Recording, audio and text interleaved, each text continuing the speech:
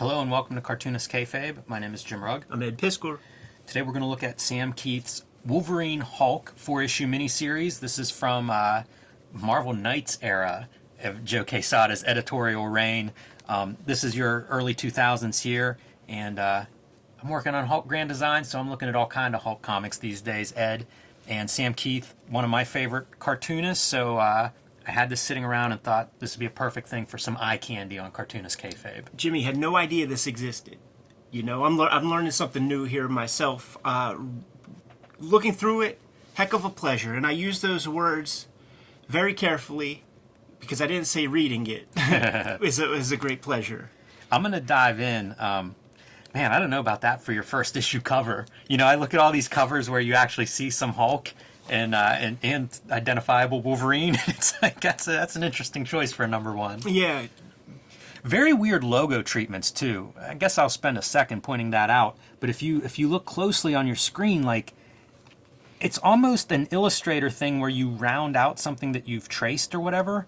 Very bizarre, like these outlines that surround the logos. Yeah, pretty strange. Just trying to do something. You know, the letterer trying to capture a little Sam Kiethism or something.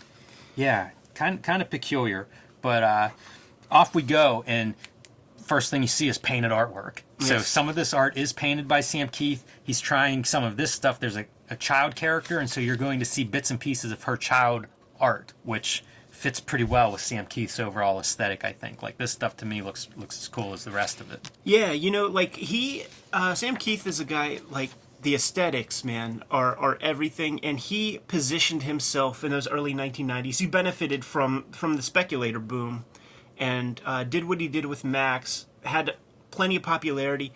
What I'm trying to say is he's probably kind of set, so he can make the comics that he wants to make, and bless his heart, right? Like, he gets to make the comics that he wants to make.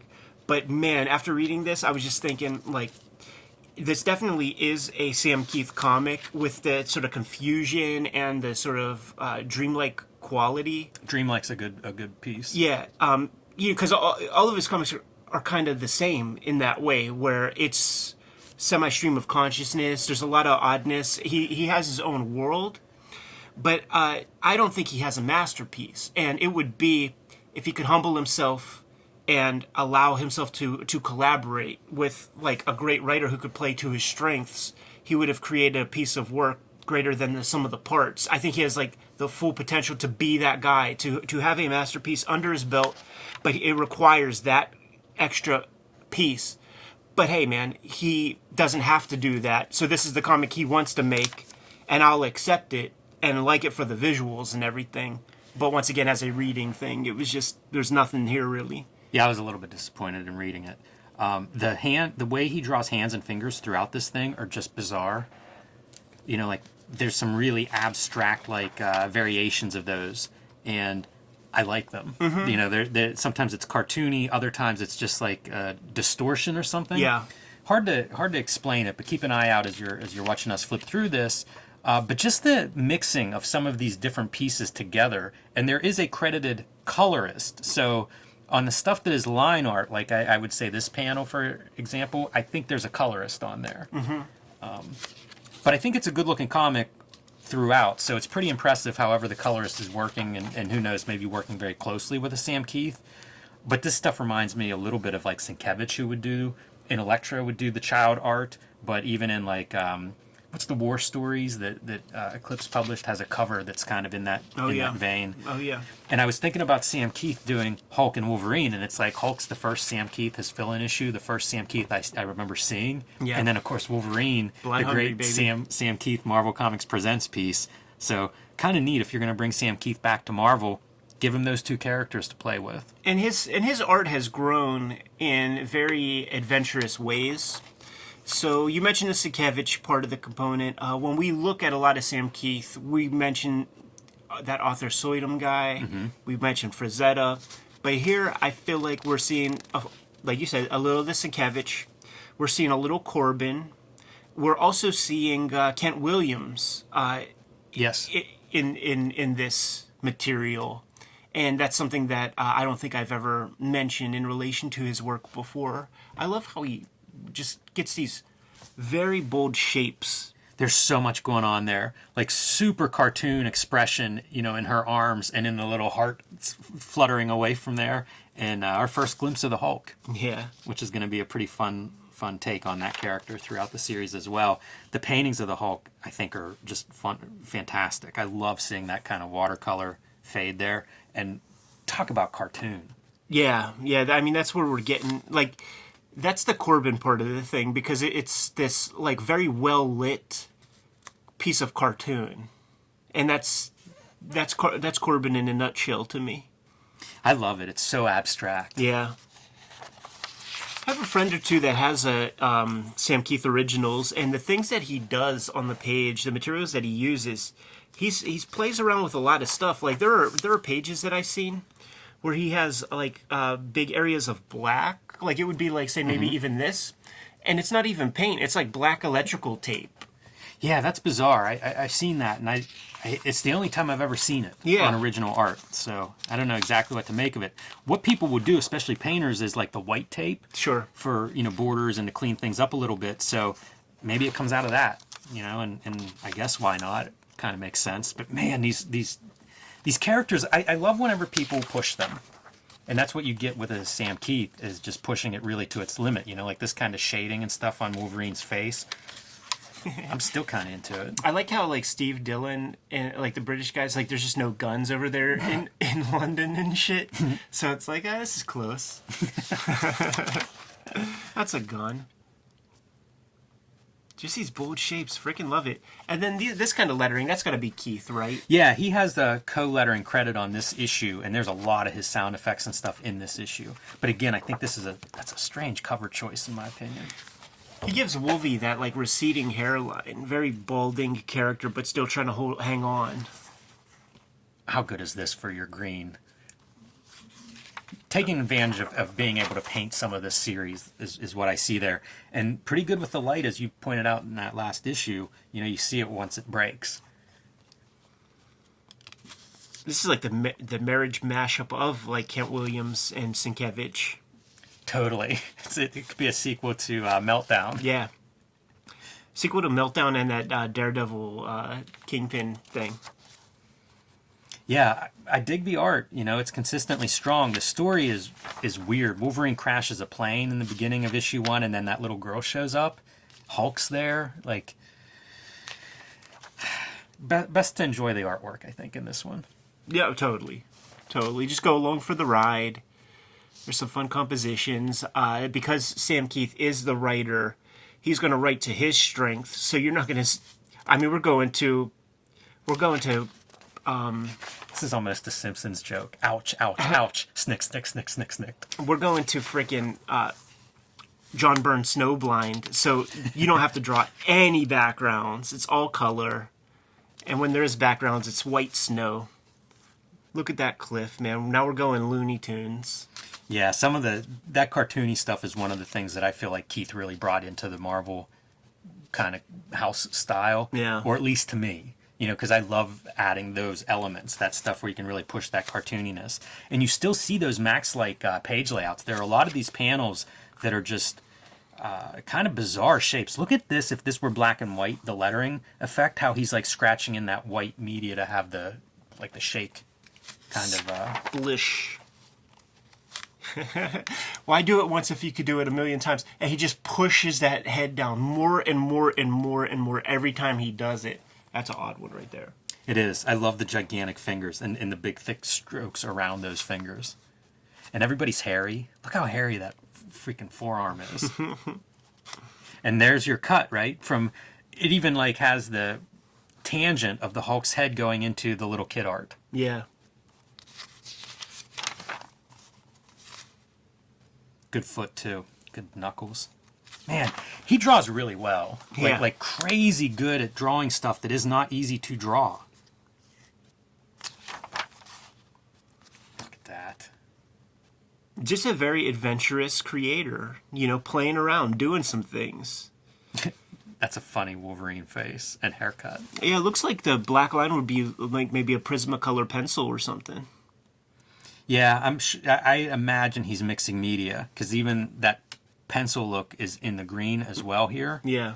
And then in the girl character, it looks, again, like some kind of dry pencil media. Yeah. Yeah, really cool. Good for him. And now we have Wolverine, like, dragging the ton carcass of Hulk to wherever they're going, looking for this little girl's father, who she says is at the bottom of the lake from her own plane crash. And that's the lake where she believes they crashed. Everybody's crazy in this story, Ed. I mean, this is just... We're hallucinating. What is this? Our hallucinations are hallucinating. Bless Marvel for just, like, co-signing it and just allowing a dude to do his whimsy. The art is sick, but if there was just a little something more there for the story, like, it could be memorable. The art is sick. And that's good enough for me. I picked this up in a dollar bin. Yeah. I mean, you can pick up comics for various reasons, and just the aesthetics of this are inspiring. Flashbacks to some of Banner's origin. That's where he met this little girl. That's the Hulk's tie to her, is he worked with her scientist father. I always enjoy seeing the origin retell, since, you know, it's a big part of any of these characters. Yeah. Work it in there. You don't see the Wolverine origin, though. Never.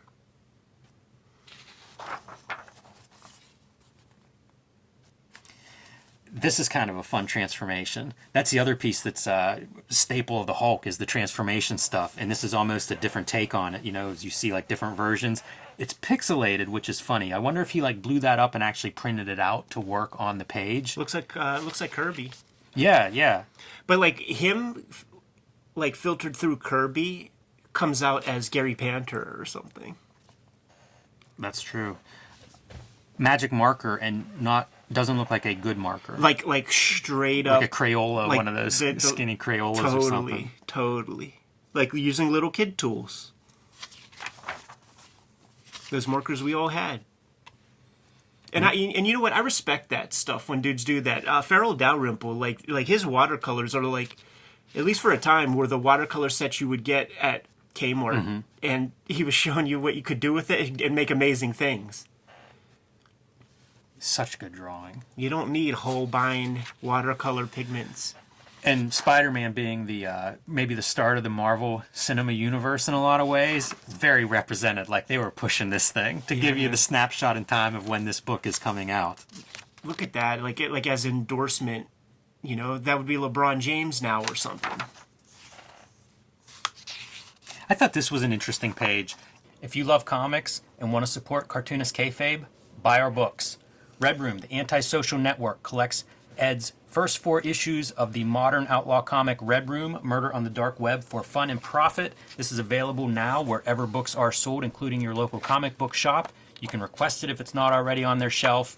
4 great issues of comics and art, and a lot of great back matter, including this first written draft of Red Room, some notes from Ed on the making of this book.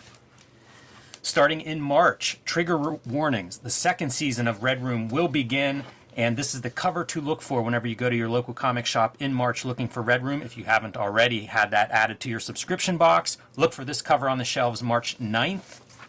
These are the variants that are available for Red Room. A second variant here by Ed Piskor. Peach Momoko, The Cottage Industry, and my homage to Robert Crumb's Zap Comics. These will all be available at your better comic book shops starting in March. And if you can't wait until March, you can join Ed on Patreon to read Red Room comics ahead of time, dropping every Tuesday. $3 gets you the archive there, and that link is in the link tree below this video. My next comics project, Hulk Grand Design Monster, will be hitting comic shops in March. This is what I did for lockdown, Ed. I locked myself in a room for a year with 500 issues of The Incredible Hulk, and I distilled the Hulk's story, the first 40 years of the Hulk, into 2 standalone issues, Hulk Grand Design Monster, Hulk Grand Design Madness. These will be coming out in March and April 2022. Tell your local comic shops you want a copy to pre-order a copy for you to put it in your pull box. And issue number 1 Monster has some great variants, including this gem from Ed, Peach Momoko doing her take on She-Hulk, and Marcos Martin with the classic Hulk transformation from meek Bruce Banner into the Incredible Hulk there. These are not retailer incentives, which means if you like one of these covers better than my cover, tell your local comic shop that you want it and they can pull that for you at no extra price, but you got to let them know ahead of time. So let those comic shop knows what you want for Hulk Grand Design right now. And now back to our regular scheduled program. In the crop choices, you're not getting like Wolverine's face, you're just getting a chin there or a shoulder there. Kind of an unusual page composition. This, like with the straight lines and stuff, because I don't think of him as using T-squares and stuff. That might be just all that black tape of various lengths. You could have art tape, that's the skinny stuff, and then you have the thicker strips of the electrical tape. I never thought of that, and it looks exactly the same weight, like those verticals. Exactly, yeah. I bet you that's just a taped up page. I think it's Brian Moss could confirm or deny. Like it was a Zero Girl page that has like all that tape and stuff. And at one point we'll have that page on the channel. I'm gonna make that dude come to Pittsburgh and bring a bunch of art. So inexplicably, a polar bear shows up. Well, you got to have it's the Demon Bear saga. That's totally it. That's totally it. You got to have the bear. And again, it's a chance for Sam Kieth to just do a bunch of cool drawings. Here's the thing, too. Like, after Sienkiewicz started doing his thing, just go to any kind of Color Now comic and that's painted, and you see people trying to do their Kayfabe, Gilbert, Bill Sienkiewicz. Right. Can't pull it off. But Sam Kieth is clearly an artist, so he has his own visions and stuff. Could use a little of that aesthetic, but it's all still Sam Kieth at the root of it. I like this stuff. This to me is instructive where they hit the highlights on these muscles. Like if you look at, say, a Bisley, you'll see that kind of thing. It's very good in paint to do that rounded form. Like that's almost like the shorthand for getting some rounded depth on your image. And that's pretty good. Like that's a really polished looking Hulk there to me. It's also that thing of contrast, and that's a scary thing when you see people. And I suffer from it when I play with painting in color. Is there's all this like mid-level range because I'm like when you're first fucking with this stuff, you're too afraid to have too much stuff that's too dark and stuff that's too light. Right. But contrast is king, and that's an example of that. That's good. Usually it's content, but or context rather. But yeah, I like contrast is king is much better. Talk about illustration. I'm with you 100%. All right, coming into our final issue here. It's all leading to this, man. So we're gonna tie up everything you've been questioning, and the stuff that he's been building up to. It's all gonna be answered like very clearly here, right, Jimmy? Yeah, right, Ed. How about your pants? This even feels like that throwback to that Daredevil graphic novel with Frank Miller and Bill Sienkiewicz. Like breaking up your word balloons in that way. Yeah. But they are digging through the bottom of this dried out lake trying to free her father from drowning. I mean, think of that sentence for the number 4, for the climactic issue of your superhero Hulk Wolverine miniseries. Hold up, man. Like, is this... Oh, yeah, Tom Scioli artwork. Now, is this Tom Scioli? Because he did the comic, but I don't know that he did the artwork for this. This character, like, his eyes to me look really... Tom Scioli-like. Yeah. So, but it's possible that this figure and these are not all in the same piece of artwork. Got to give shouts. So what this indicates is that this comic came out when we first connected, when we were first hanging out, like at the comic shop every Wednesday. Because like Tom was working on 2 monthly books at the same time, which is very impressive. This came out like a 6-issue miniseries through Image every month, and he was doing he started Godland at the same time. Yeah, while working full time. He was a legend in Pittsburgh because he would just set up his inking stuff on the bus to and from work, pull out his brushes, and everybody's just watching this dude in the back seat fucking inking comics at 6 a.m. and at 5 p.m. That's what you got to do, man. Pay in the... I respected you guys so much for that stuff because in order for me, like, I would be so zapped from my work day that I would... I had to quit my job in order to make comics. I had to save a lot of money and just give it a go 100%, or else I just wasn't going to get to be able to make comics because there was maybe a year where I did almost no drawing at all because I was just like had no energy after my work day. You had a proper job. Tom had a proper job, and I respected you guys to no end to be able to compartmentalize. And I remember like your Aquaman drawings that you did on your lunch break and things. Very, very motivating and inspiring stuff to me, man. And then as each one of you guys, you know, like the side hustle caught up to the regular gig, I celebrated that shit in such a big way. Like, you quit your job, then Tom, and then it's like we're all fucking professional cartoonists now. Holy shit. That was amazing. That's a good recap. I digress. I love it. I so rarely think about anything like that, you know, like you don't stop and reflect on it, so it's kind of fun to consider it from time to time. How great is this for your motion stuff? Like, it's very manga-esque, the line work on there to me. But again, like a super weird story. You know, like all we're doing now is like the heroes have teamed up and they've uncovered her plane, but it's just bizarre. I did, you know, like, this was a tough week of reading comics. It was. We had some rough scripts in the batch of comics we read this week. And one of the things I gave points to this book for is totally different story than whatever the formula is for like a Marvel DC kind of comic, you know, superhero comic. Like, this is a very different formula. So I kind of applaud, as you say, I applaud Marvel for giving Sam Kieth the freedom to do it. And I give him credit for doing comics that are unlike anyone else. If Kieth isn't writing this story never exists. No, it's true. Yeah, it's that impulse within myself of the competitive thing of like fanboy and like artistically minded person. So for, like, from the artistic point of view, mad props, man. Like do whatever you want to do. Like, that's what I want to see. I would rather read, you know, an Adam Kubert comic that's completely Adam Kubert, where he writes the thing, than to see him visualize somebody else's script. And I've always said that. The danger of that is when that happens, and then you got to accept what you get, and that's what this is. And then so the fanboy part of me is sort of what I was talking about at the beginning, where the core of his work, it's all there. It's never been channeled to create the comic that can transcend, you know, the medium or something. But the core aesthetic is there. Like, this kind of imagery can pull people in who are not into comics into this medium that I adore. But this isn't going to keep them. Like, this isn't going to like make them feel like, oh, comics are dope. Like, I'm going to fuck with comics. If he was able to have this energy harnessed. And, you know, William Messner Loebs did what he could, but it was still like 80%, 90% Sam Kieth with a 10% polish of William Messner Loebs on the max.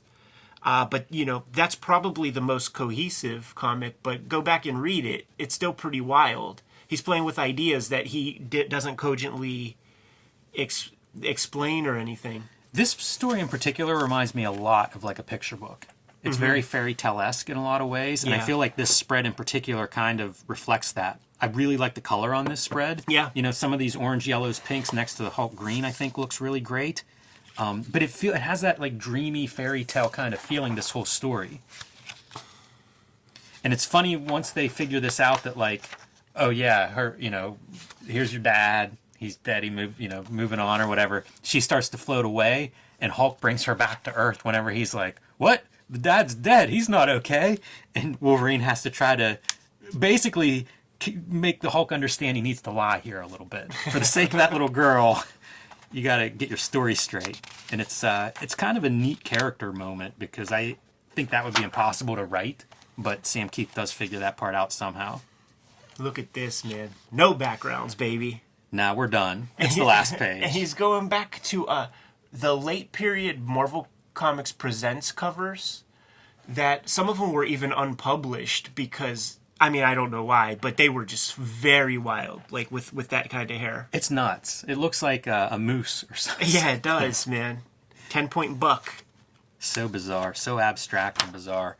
And whoa, what's he doing with his style here? Whoa, what is this? You know, it's funny. This is your Call of Duty. How does that work? Call of Duty, isn't it? It's an ad.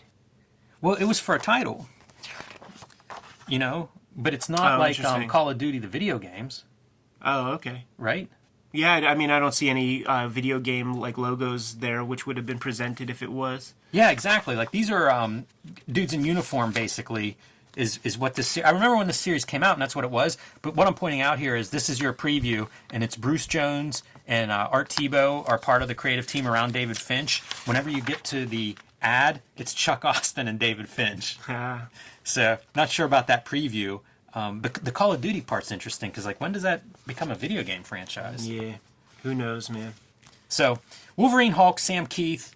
2002, again, that early era of the Marvel under Quesada, bring in interesting creators, do some unusual projects, and I kind of love that period. I've been going through some of my back issues and finding more comics from that time period, and it feels like I don't know about a paradigm shift, but it definitely feels like that's the next era for Marvel. Absolutely. Good to go? I am. Kayfabers, like, follow, subscribe to the YouTube channel, hit the bell. We'll notify you when new vids are available. Jimmy, what's out there? Hulk Grand Design. Tell your local comic shop to pre-order a copy for you or to pre-order all 4 variant cover copies for you, but let them know right away that you want it. Hulk Grand Design Monster will be out in March in stores everywhere, and if you want to make sure you get the copy you want, you need to pre-order it with your local comic shop. You can join me on patreon.com/JimRugg to see some of the original art and process behind the making of Hulk Grand Design. Red Room, the Antisocial Network, is the trade paperback that I've constructed from the 2021 season of Red Room Comics. Get that stuff while you can. And 2022, we'll see the next round of Red Room Comics hit the light of day. Trigger Warnings, issue number 1 is coming out March 9th. It's going to be coming out on a monthly basis. Every issue is a complete story, unlike those other monthly comics that you're going to be seeing on the racks, man. So grab it, you dig it, grab another, man. You're not bound by having to pay a whole bunch of money to read 6 months worth of, a very decompressed story. If you want to read that comic right this minute, you could go into my Patreon. $3 get you the archive there. Have well over 200 pages of comics that include all of the Antisocial Network material. We have link trees in the description below this video where you can get to all of our stuff, pre-order the comics, order comics, and hit up our Patreons. What else, Jim? Subscribe to the Cartoonist Kayfabe newsletter at the links below this video. You can also find Cartoonist Kayfabe t-shirts and merchandise at the links below this video. Another way, a great way to support the channel. Give them those marching orders, Jimmy. We'll be on our way. Read more comics.